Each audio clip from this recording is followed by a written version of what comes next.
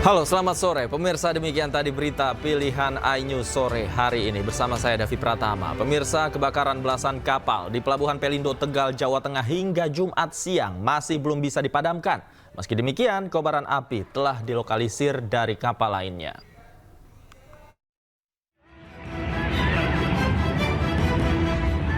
Kobaran api membumbung tinggi dari sejumlah kapal yang terbakar di Pelabuhan Pelindo, Tegal, Jawa Tengah sejak Jumat dini hari tadi.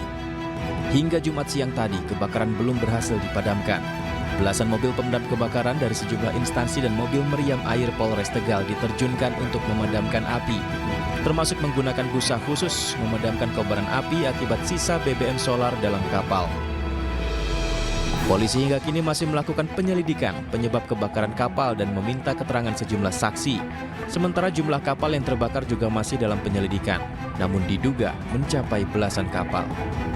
Jajaran damkar khususnya dari wilayah Pekalongan, ya, baik dari Tegal, Brebes, kemudian dari Selawi, kemudian dari Pemalang, Pekalongan, semuanya sedang berusaha untuk memadamkan api yang saat ini masih sedang dalam penanganan, dan juga sedang berupaya untuk dilokalisir supaya tidak merambat lebih luas.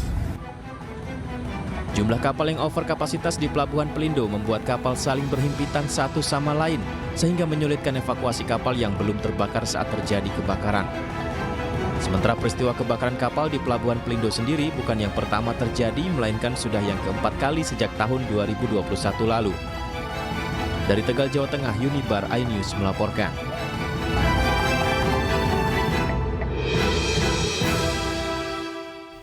Pemirsa, banjir rob yang terjadi dan mengganggu arus lalu lintas di jalur Pantura Demak, Jawa Tengah disoroti oleh pemerintah. Pemerintah menyiapkan solusi dengan cara melakukan rehabilitasi penanaman mangrove.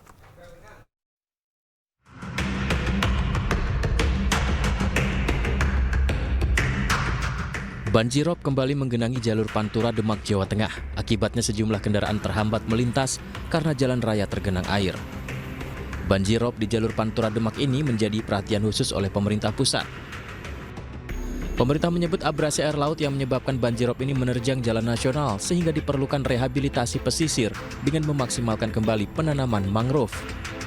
Itu dengan penanaman kembali, membangun kembali revegetasi mangrove. Ini penting sekali. Fungsi mangrove ini sangat vital, ekosistem ini yang kemudian telah terlupakan. Kita baru-baru ini kemudian merasakan pentingnya setelah ribuan hektar lahan tambak kita hilang.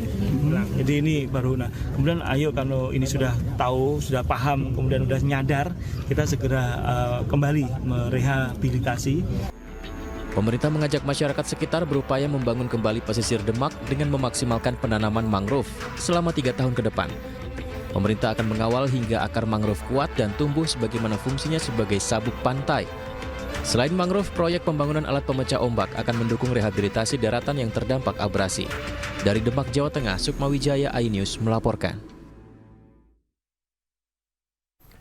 Banjir rob atau pasang laut juga kembali melanda permukiman warga di Muara Angke, Penjaringan, Jakarta Utara. Ketinggian banjir mulai dari 15 hingga 60 cm mengganggu aktivitas warga.